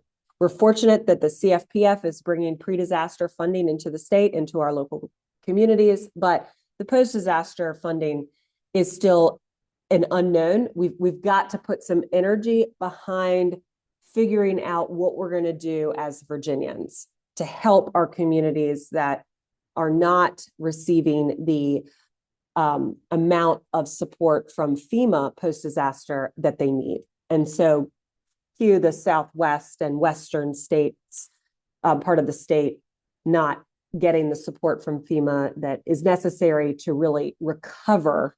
I mean, forget resilience, just recover from the impacts of the devastating flooding, that's rainfall induced. So it's not like this is going to get better. It's only going to get worse. We're only going to need to pay to like help communities recover. And FEMA is only going to keep saying no, more, right? I mean, that's the assumption. And so more to come on this. We know that there's some delegates and some senators in the state who are interested in exploring this, but we have to get buy-in from lots of different groups. So keep this on your radar as something that we're going to be exploring. Okay, CFPF, let's talk about funding. So 50 million is in the budget from general operating funding, because again, we don't have Reggie money, so we got to find our own money. So thankfully we have this 50 million. Thank goodness. Now, one thing that came out of the governor's amendments is 1 million was removed from the 50 million for the town of Dumfries. And this was for the Quantico Creek Restoration and Flood Mitigation Project. We've had someone from Dumfries participate in CRS Workgroups. Y'all remember Janae, Prevost White? She used to come to all these. She used to work in Hampton Roads. She was up there for years, and we did a CRS work group, intensive training up there. And anyway, they have big risks from Quantico Creek and actually hitting their kind of downtown and municipal operations. So they've done a huge creek restoration in the back of their city hall. I've seen it. And so the flood risk is great, but this was kind of a surprise in the sense that I don't think anybody had heard about the project, and it wasn't like a CFPF funded application that we can see that wasn't funded. So as a like kind of community, we're trying to discourage, we know that earmarking occurs and that projects get funding because of good representation in the General Assembly. And so it's not that local communities don't need resources, but we're trying to eliminate rating of the CFPF. And so, just something to kind of track in terms of your requests, right? Like if your lobbyists, representatives, and the General Assembly are looking for resources, often there's not much you can do in terms of control over that, but any efforts to kind of not touch the 50 million or whatever the allocation is to CFPF, I think would help less muddy the water. So 49 million coming to you in CFPF funding. Okay, and then just a reminder that we have this new resource, Designing Living Shorelines for Sea Level Rise in Virginia. We talked about this last time, but just wanted to keep everybody up to speed on that. So the next two work group meetings, we've established some kind of up and coming, we've got our agendas straight. The next work group meeting, we're going to be presenting on the building code updates. And so Virginia adopts our own building code based off of the national building code, which goes through its own adoptive process. And we have recently undergone an update to Virginia's code, and now those codes are actually in effect after that grace period. And so there was interest coming from our work group members to do a focused meeting on the building code and how it affects floodplain management. So we're going to do that at our next work group meeting, which is in May. Yep. And then after that, we're going to, unless something major comes up, we're going to do a bring your wetland staff to work group day to talk about wetlands board issues and living shorelines. And of course, the connection being Activity 420, open space preservation, which is, given some of our communities a ton of credits. And so this is all related to that. Okay, let's do report out. I am going to turn it first to our group in the room, and then we will turn it to online. Okay, in the room. Let's start with Newport News. What's going on, Chris? Tell us all about what you have. Newport News, we're currently at class 7. Right before our last work group meeting, we got the good news from Emily, who was here, that what we had submitted, we were approved for a class 6 rating that we're hoping to receive in the fall of 2025. We have a CFPF grant, and we submitted for a CFPF grant now. We're waiting to hear back. That's for our Flood Ready Homes program. We're looking to work with homeowners at the parcel level to help them assess their flood risk at the parcel level, and also provide recommendations for them, like lifting their utilities, elevating their utilities rather, and different things that they can do on their property. We hope we can do that in the first year, and then as we get these recommendations, and also provide them with ECs on their property for the first floor height. And as we get that program rolling, we're hoping as we gather that information, the subsequent years, we'd be able to apply for additional grant funding and actually provide the construction facilities, things that we learn, is needed at each parcel level. We're continuing our stormwater master planning. It's been all kinds of branches coming off of that. We are updating our floodplain, management plan. We're looking at some ordinances. A lot of what we talk about today is what we're doing as part of our stormwater master planning. We're following a lot of the resilient design ideas. We're looking into updating some of that. We're looking into updating our design criteria manual. So that's pretty much what we're doing. A lot of it is coming out of our stormwater master planning, so it includes a lot of this. We adopted our PPI last fall, so I would be willing to help with if they wanted to do something like that regionally. We can help with that. And a part of that, we've increased our outreach tremendously. So we recognize that we need more engagement with the community because if they come up with their own ideas, the less they hear from us. So as we engage with them more, we're getting good feedback from that. So I think that regional PPI will be good. It's great. Newport News. Got one. Y'all are crushing it. Can't wait to hear about the new grant project. That is just going to be so cool. What a great model for. Yeah, we also adopted an MOU with Soil and Water Conservation District recently, and so we're waiting to get their VCAP program off the ground, Virginia Conservation Assistance Program. So that would also help the residents at the parcel level deal with VFPs on their properties and hopefully get them reimbursed 80% of what it costs to install the unit. And that's the Colonial Soil and Water Conservation. Yeah, there might be an opportunity for us to talk a little bit about how soil and water conservation districts are playing in this space. And we're doing work in Western Virginia on kind of like technical assistance, capacity building on flood risk related issues out there. And, the soil and water conservation districts are playing a huge role.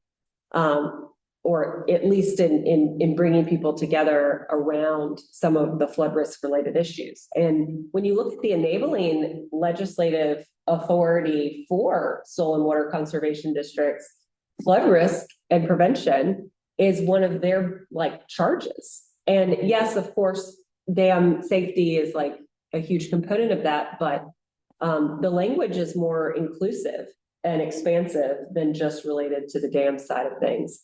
And, when the Community Flood Preparedness Fund legislation was written, soil and water conservation districts are eligible recipients of that funding.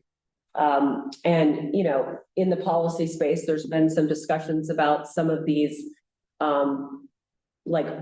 oversight type boards for resilience planning and funding be held at the Soil and Water Conservation Board, at the state board level. So it's like this kind of slow build for the potential for soil and water conservation districts to be a little bit more programmatic in the resilience space specifically.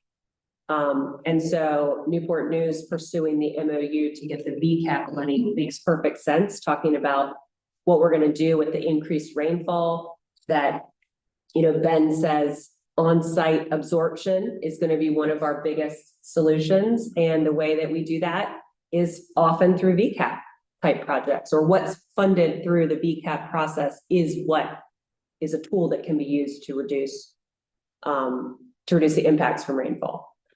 And Norfolk recently signed an MOU with Colonial Soil and Water Conservation District to get that VCAP access as well. So, so oftentimes when we're in an urban environment, we're not really thinking about soil and water conservation districts as a big player, but because of the VCAP program, I think that's kind of opened the door to the discussion a little bit more. And now CFPF opens that door even more. And so we worked with the first soil and water conservation district to apply for CFPF money in this most recent grant round, the Blue Ridge Soil and Water Conservation District in the Greater Roanoke region. And they've applied on behalf of several communities to, pay for a consultant to do a regional resilience plan. So enter soil and water conservation districts into this space in a pretty big way. And I believe Hampton has an MOU with them as well to administer. Oh, they do? I didn't know that. I just thought they were in. No, I believe so. Okay, they're not in. Okay, cool. Yeah, well, begs the conversation. maybe they should everybody should be, I don't know, I'm not gonna talk about, so I don't know them. So, okay, that's great, helpful. So maybe some attention to VCAP at this group might be helpful. Maybe that would be a good presentation. How VCAP's been used in the resilience flood risk reduction space. Okay. All right, cool. Thank you. I will let Mike and Christy, if she's on the line, talk about James City County. I think Christy's been doing some work. And so I'll let her chime in when you open it up to them. Oh, okay, Skip, we'll come back to y'all. Yes, again, we have our Coastal Resiliency Committee meeting at the HRPDC in Chesapeake. This is our quarterly meeting, so it's in person, 10 a.m. If you're not on that distribution list, we also use it for a number of other things, and we do have other meetings that are held virtually. So if you put a message in the chat or send something to MC or to me, we can get you added to that list. And then a couple other things. Is anyone from Virginia Beach here today? I didn't see Virginia Beach, y'all here. I didn't see Whitney. Come on. I don't want to steal their thunder. Thunder stealing about to happen. Let's see. You're good. Okay, so on Friday, April 11th, Virginia Beach is hosting the Southern Watershed Symposium again. So for those of you that need credits for things, you've been able to get credits in the past. That's a really great workshop down at the Convention Center in Virginia Beach that has science, planning, everything to do with the Back Bay and the Southern Rivers in Virginia Beach, and also with other communities surrounding Virginia Beach. So a lot of participants from Chesapeake, Suffolk, some North Carolina folks as well. So if you're in that area and you want to come get some credits, we can send that out. I know we've gotten some emails about that. And then also same week, if you're going to the Environment Virginia Symposium, that's going to be at VMI the 8th through the 10th of April. On the Wednesday, on the 9th, HRPDC staff, we're leading a town hall discussion on future-proofing stormwater management regulations in Virginia. If you're going to be at Environment Virginia, we would encourage you to come and be a part of that discussion. We are trying to go in with the idea that, the assumption, I guess, that it could get better, but we don't know the solution.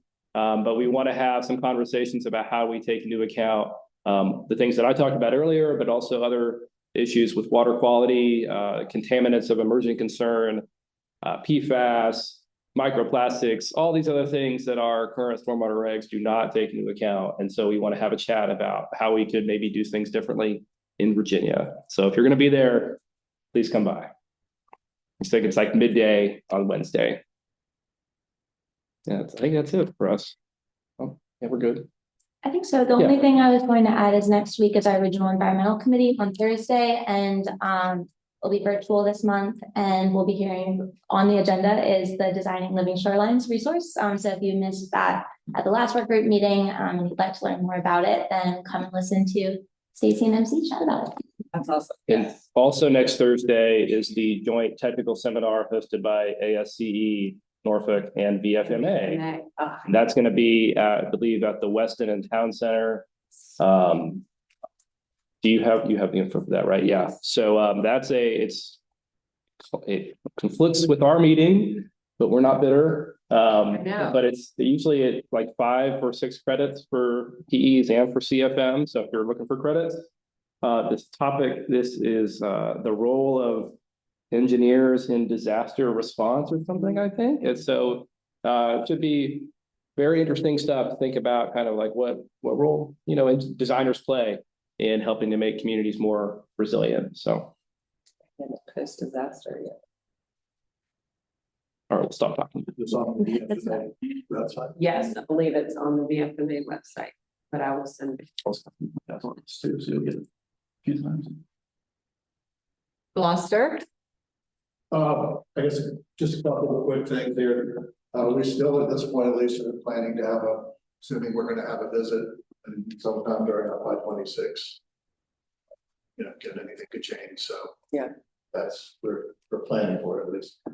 And then I guess something I think is kind of interesting we finally, we did our first demo and rebuild for the HMGP program. So, we're just about complete, but that was a very interesting process. And I mean, this gentleman winds up having basically a brand new home, well elevated. So, and in this particular situation, Hurricane Isabel had knocked some of the his foundation, so trying to elevate that choice.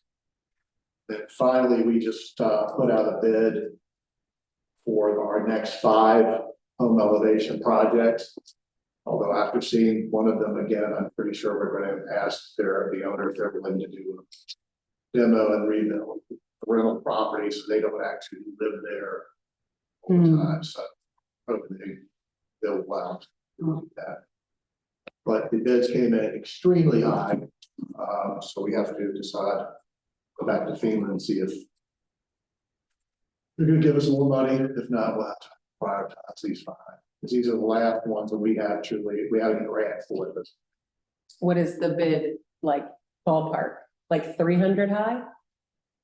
I don't even know for sure. It fall 5 as well was like $1.5 million. Oh. So yeah. I won't ask more laws anymore after that, but that's really That's high.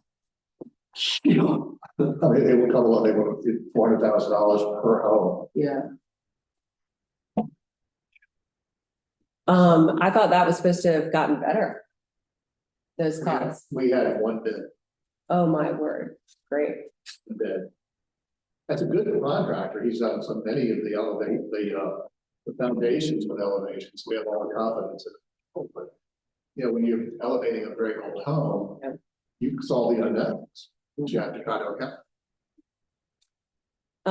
Doing a discussion of the demo rebuild, I think would be really helpful if that's something that Gloucester would be interested in presenting to this group. Sure. For our committee. Yeah. We'll fight you. We can share, Because I think, yeah, so maybe a little demo.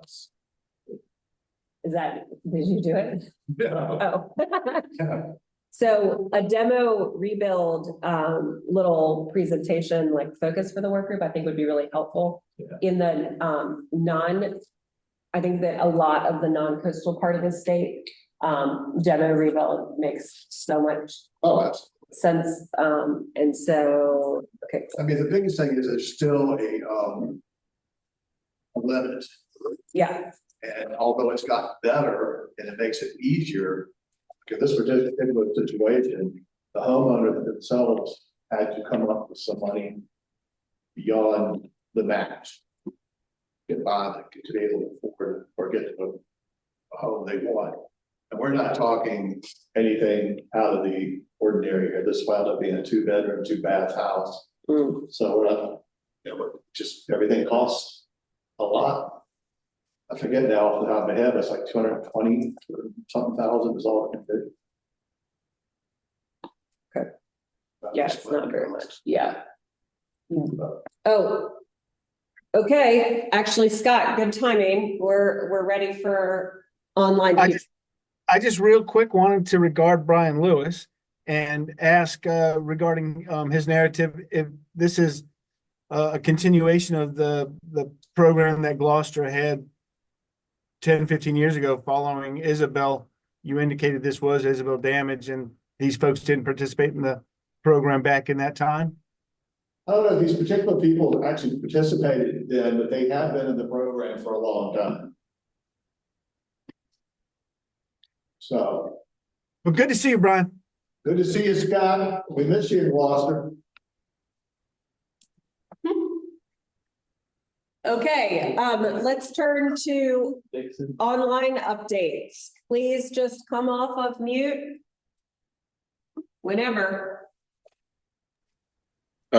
City of Petersburg, we are, I guess, still looking for CFPF each year. We received our first award back in round 2, 2021, approximately. and we've applied every year. We're getting some of the projects that we apply for. We're not getting everything, but we are getting something every year. And we've also done an application this year, and we're waiting to hear back from the from DCR in terms of, just like everybody else, in terms of what the award is going to be. So, and eagerly awaiting that announcement. Thank you, Daryl. Sure. This is Mike from James City. I guess I will speak for James City since Deirdre punted to me. Punted.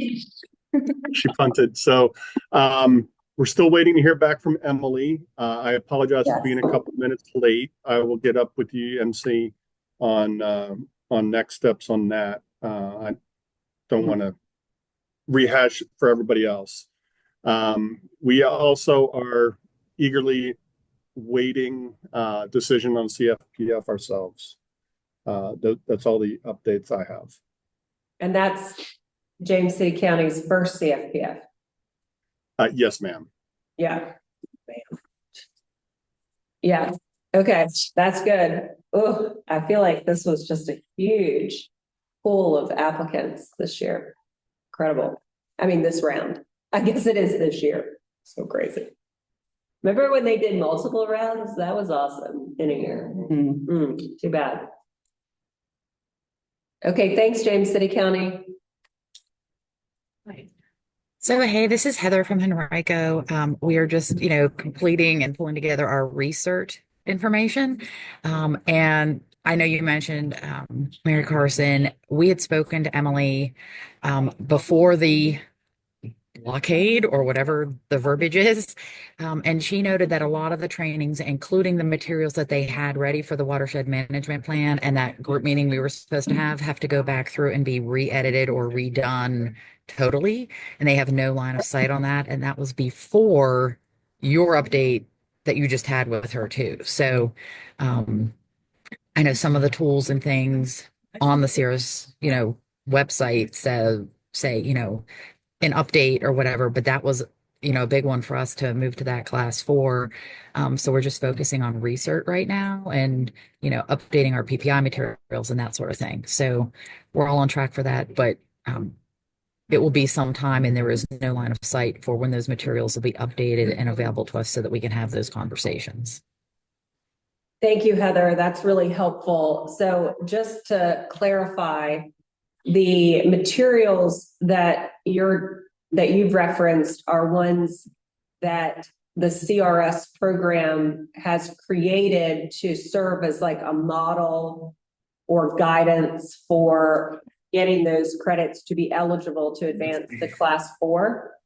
Correct. So apparently before, when I was still down in Louisiana, I love to see our PPI plan up there earlier from Ben and Emma, that there was a video or a training video of things that we needed to hit for the WMP, some other paperwork or worksheets, and there was going to be a group discussion so our questions could be answered.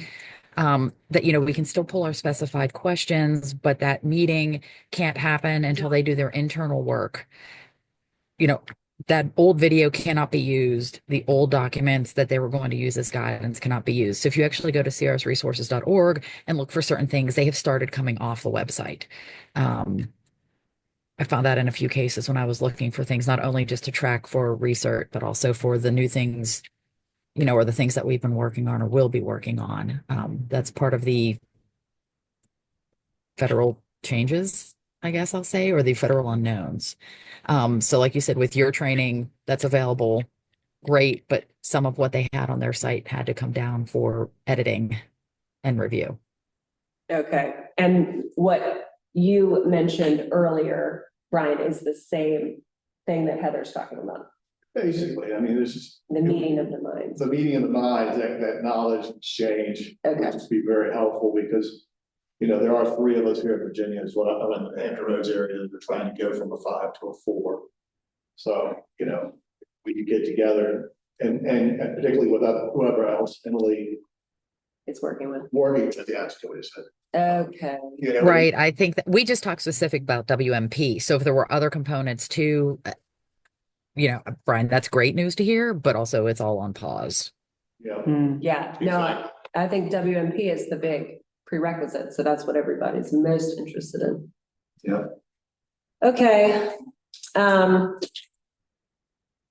Okay.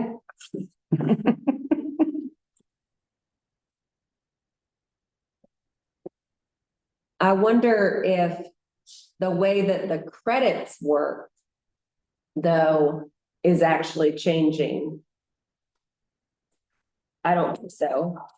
Because She didn't mention anything about that. It was more for content and requirement conversation so they could be scored. We didn't talk anything about points changing or the need for that. I just wonder if we can facilitate some of those conversations without ISO, or if the ISO's participation is critical for point purposes down the road. I don't know about that, but I know she had mentioned that there were people that had specific knowledge that she knew that might be good to be on there, that kind of helped all of us move forward. I don't remember specifically what she said now, but that was kind of the general sense. Okay. I'm gonna just poke a little bit around. Okay. If you go missing, we know where. Yeah, great. If you think that's what's gonna make me go missing, you are wrong.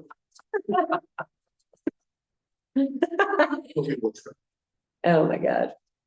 Is there a sadder way to go? I don't know. Okay, okay, next online.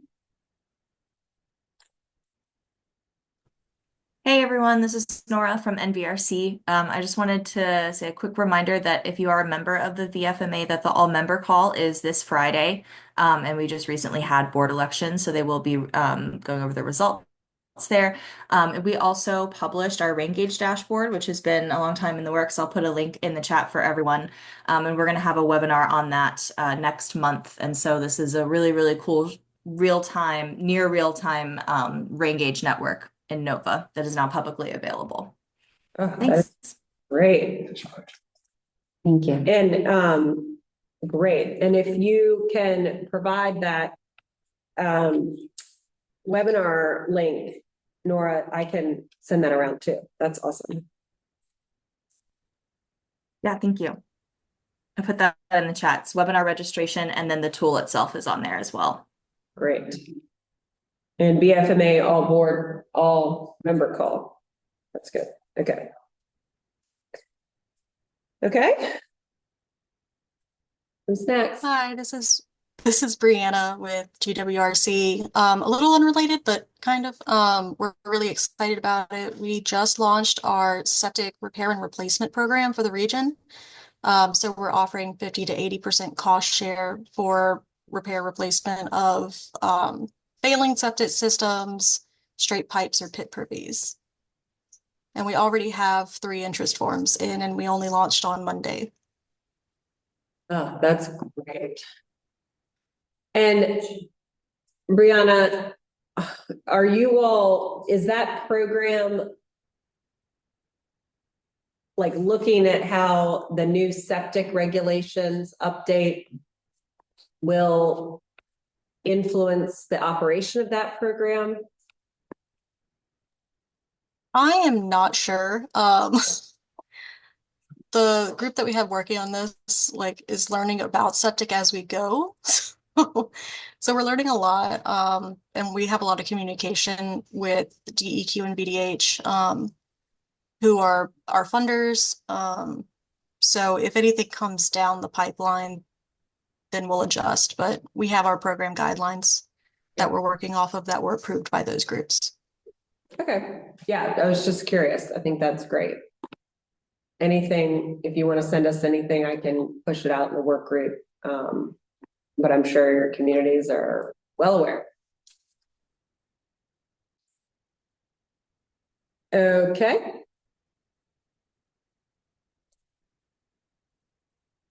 Anybody else?